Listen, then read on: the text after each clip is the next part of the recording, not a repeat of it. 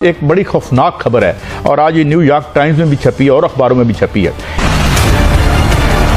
India के अंदर बड़ी बैठक हुई है। वांग जी आए हुए थे और वांग जी अभी निकले ही हैं इंडिया से, तो जयशंकर रशिया पहुंच गए हैं। उनका पुरतपाक इस्तकबाल किया। इस वक्त वहाँ पर सूरत हाल क्या है, मजीद क्या कुछ होने जा रहा है, हमारे नुमाइंदगान हमारा साथ देंगे, बात करें। आइएगा, इस वक्त आप माहौल किस तरह का देख रहे हैं और आगे आने वाले वक्त में क्या होने वाला है? भारत रूस संबंधों को अब और प्रगाढ़ करने के लिए मॉस्को पहुंचे हैं। वो अगले 3 दिनों तक रूस में रुकेंगे। भारतीय विदेश मंत्री एस जयशंकर मंगलवार 19 अगस्त रात को मॉस्को पहुंच गए हैं और जयशंकर का 3 दिनों का रूस का दौरा है। भारत ने फिर एक बार अमेरिका को चौंका दिया। इंडियन ऑयल कॉरपोरेशन ने साफ कर दिया है और बड़ा ऐलान कर दिया है कि रूस से कच्चे तेल की खरीद जारी रहेगी। रूस ने भारत को $3 प्रति बैरल की अतिरिक्त छूट भी दे दी है। सुपर स्टेटस को चैलेंज कर रहा है अमेरिका के सुपर स्टेटस को, और वो सिर्फ एक बंदा कर रहा है पूरे एशिया में, बल्कि पूरे विश्व में कर रहा है, वो है नरेंद्र मोदी। चाचा ट्रंप ने जब से भारत को निशाना बनाया है, भारत के ऊपर कृपा ही कृपा बरस रही है। वो कहां पर पहुंच चुका है? ये माइलस्टोन भारत ने पहली बार हासिल किया है।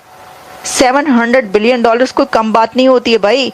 इसकी क्या वजह हो सकती है? क्यों इतने वीक साबित हुए ट्रंप, और क्या ये ब्लो है उनके स्टेचर को? Most powerful president of the world भाग गया। उसका रीजन एक ही है कि मोदी जी कहते हैं कर ले जो करना है, भाड़ में जा, टैक्स लगाना है लगा दे।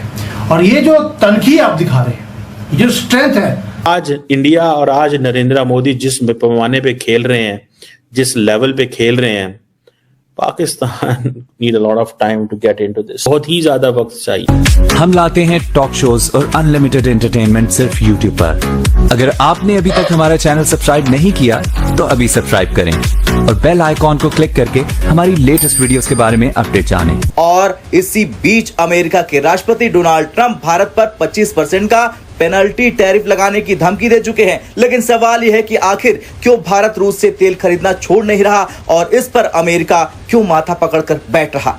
सबसे पहले जानते हैं इंडियन ऑयल कॉरपोरेशन का बड़ा फैसला। दरअसल इंडियन ऑयल कॉरपोरेशन ने साफ कर दिया है कि कंपनी इस तिमाही में भी रूस से तेल खरीदना जारी रखेगी। खरीदारी की मात्रा भारत की आर्थिक स्थिति और बाजार के दाम पर निर्भर करेगी। सिर्फ इंडियन ऑयल ही नहीं, भारत पेट्रोलियम ने भी सितंबर डिलीवरी के लिए रूसी फ्लैगशिप ग्रेड यूराल क्रूड खरीदना फिर से शुरू कर दिया है। मतलब साफ है, रूस से मिलने वाला तेल भारत के लिए अब भी सबसे आकर्षक डील है। रूस ने भारत और चीन को आकर्षित करने के लिए छूट बढ़ाई है। अभी डील लगभग $3 प्रति बैरल की छूट पर हो रही है। चीन ने भी अपनी खरीदारी बढ़ा दी है, जिससे भारत ने भी मौका भांपकर सप्लाई पक्की कर ली है। फाइनेंशियल ईयर 2025 में भारत के कुल तेल आयात में रूस की हिस्सेदारी थी 22%। फाइनेंशियल ईयर 2026 की पहली तिमाही में यह बढ़कर 24% हो जाएगी। यानी हर चौथा बैरल जो भारत आयात कर रहा वो रूस से आ रहा। इंडिया के अंदर बड़ी बैठक हुई है। वांग जी आए हुए थे और वांग जी अभी निकले ही हैं इंडिया से, तो जयशंकर रशिया पहुंच गए हैं। भारत जो है उसका चाइना और रशिया की तरफ जाना और उनके फॉरेन मिनिस्टर का आना, प्राइम मिनिस्टर मोदी का एससीओ में जाना चाइना में, क्या ये कुछ मजीद दरवाजे बंद नहीं कर देगा वॉशिंगटन डीसी के? ये क्या इसका अगर ये प्रेशर क्रिएट करने की कोशिश कर रहे हैं?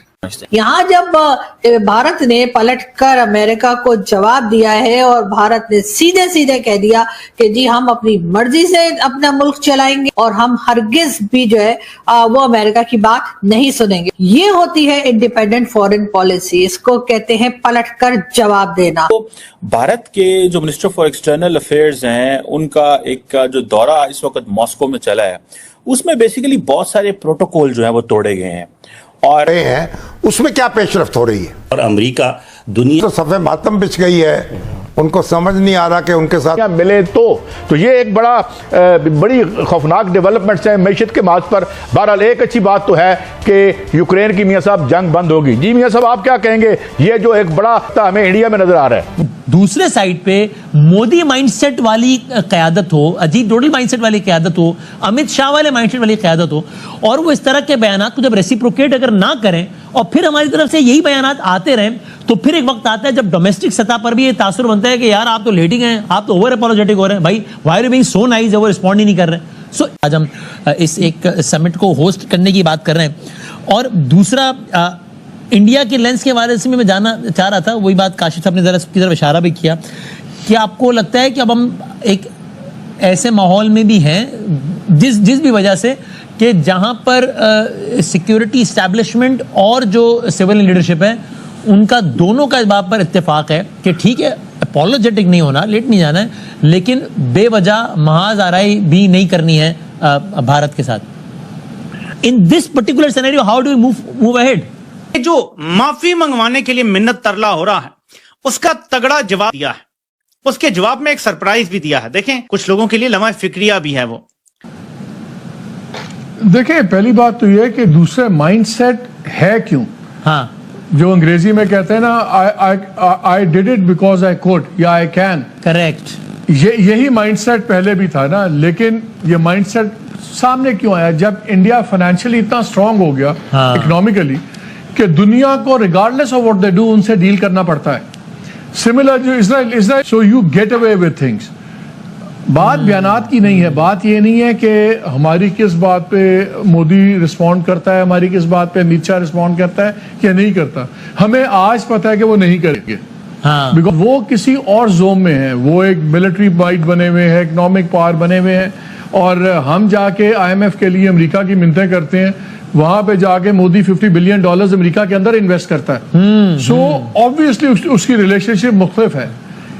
मैं बार बार एक एग्जांपल देता हूँ अमीर और गरीब रिश्तेदार वाली, कि आप पसंद करें ना करें लेकिन आप इज्जत देते हैं, आप उसकी बात सुनते हैं, सब कुछ करते हैं। पाकिस्तान का मसला है इकोनॉमिक, जो हमारा क्राइसिस है, उसकी वजह से हमारा वजन टोटली चेंज हो गया। आज अगर हमारे पास अगर न्यूक्लियर पावर हम ना होते तो पता नहीं हमारा ये नक्शा भी इस हालत में रहता या ना रहता। अल्लाह रहम करे इस मुल्क पे, और मुंह में खाक के हम कोई ऐसी चीज सोचें, लेकिन ग्राउंड रियलिटीज हैं, दुनिया में मुल्क टूटते भी हैं। क्वेश्चन ये आता है कि Indian minister for external affairs को जिस तरह पुतिन ने वेलकम किया और वो 5 दिन के लिए वहां गए हैं, बड़े पैमाने पे मिलिट्री जो हार्डवेयर है उसकी डिस्कशन हो रही है कि वो कैसे इंडिया जो है वो एक्वायर करने जा रहा है आज। बल्कि अगर आप देखें कि जो अमेरिका का जो दफाई इदारा है पेंटागन फॉर एग्जांपल, उन्होंने ये कहा है कि जी हम इंडिया की जो डिफेंस मॉडर्नाइजेशन प्लान है जिसमें पर्टिकुलरली को प्रोडक्शन पे फोकस कर रहे हैं for the fighter jet engines